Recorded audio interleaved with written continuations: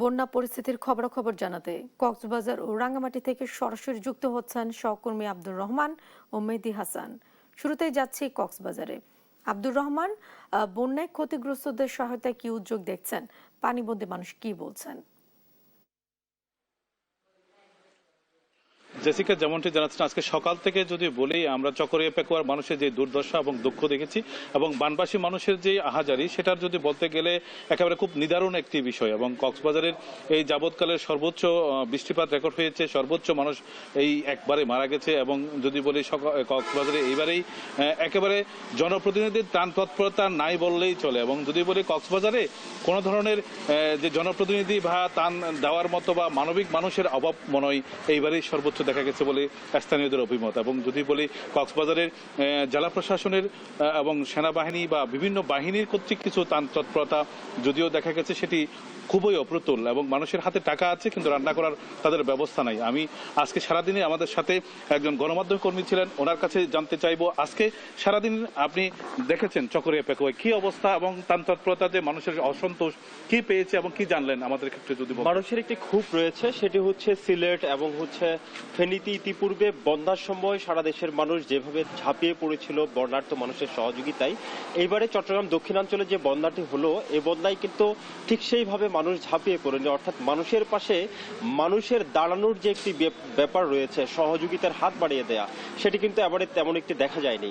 তবে জেলা প্রশাসনের ত্রাণ তৎপরতা দেখা গেছে, কিন্তু এই ত্রাণ তৎপরতা যথেষ্ট অপ্রতুল বলে আমরা জানতে পেরেছি। আজকে আমরা চকরিয়া পেকুয়ায় ছিলাম এবং চকরিয়ার লক্কাচর, কাকারা ইউনিয়নের বিভিন্ন জায়গায় আমরা গিয়েছি। আসলে যেমনটি জানাচ্ছিলেন জেসিকা, কক্সবাজারের এইবারের স্মরণকালের বন্যা হলো, কিন্তু ত্রাণ চোখে পড়ার মতো নয়। মনে হচ্ছে যে কোনো রাজনৈতিক নেতা বা দানবীর মানুষের অভাব পড়েছে কক্সবাজারে। এটাই ছিল কক্সবাজার সর্বশেষ। আমরা যাচ্ছি রাঙ্গামাটি। আমাদের সহকর্মী আছেন মেহেদী, জানাবেন মেহেদী কি অবস্থা? কক্সবাজারের মতো ত্রাণ তৎপরতা কি রাঙ্গামাটি চোখে পড়েছে নাকি রাঙ্গামাটিতে একই আকাল পড়েছে? জানাবেন আমাদেরকে। সকাল থেকে আমরা যেমনটি জানাচ্ছিলাম যে রাঙ্গামাটির বাগাইছড়ি বন্যা পরিস্থিতি অনেকটা উন্নতি হয়েছে, আর অবনতি হয়েছে কিন্তু রাঙ্গামাটির যে বিলাইছড়ির পারুয়া রয়েছে সেই এলাকাতে, সেখানে আসলে নতুন করে যে পাহাড়ের থেকে উজানের যে ঢল, পাহাড়ের ঢল নামার কারণে সেখানে কিন্তু এখন বন্যা পরিস্থিতি খুব বেশি অবনতি হয়েছে, যেখানে আসলে খুব ভয়ানক পরিস্থিতি হয়েছে।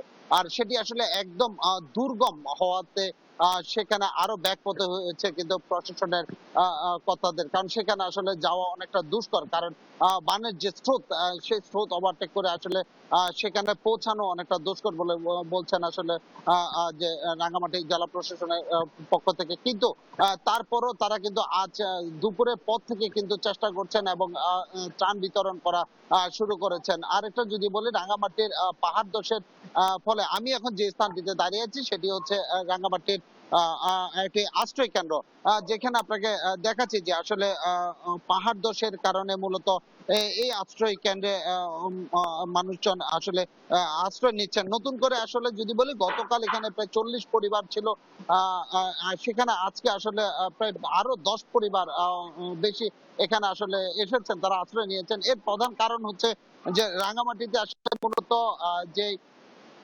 পাহাড় ধসের ঘটনা ঘটেছে সেটি আসলে এখনো ঝুঁকিপূর্ণ। কারণ হচ্ছে মাঝে মাঝে বৃষ্টিপাত হচ্ছে, যে কারণে আসলে পাহাড়টা আরো বেশি ঝুঁকিপূর্ণ হচ্ছে। 2017 সালের পর থেকে যদি বলি যে আসলে এক ভারী বৃষ্টিপাত হলেই কিন্তু জেলা প্রশাসনের পক্ষ থেকে আশ্রয় কেন্দ্রে সবাইকে নিয়ে আসা হয় এবং সেটি জোর জবরদস্তি করে হলেও নিয়ে আসা হয়। কারণ হচ্ছে 2017 সালে 120 জনের প্রাণঘাতী ঘটেছিল।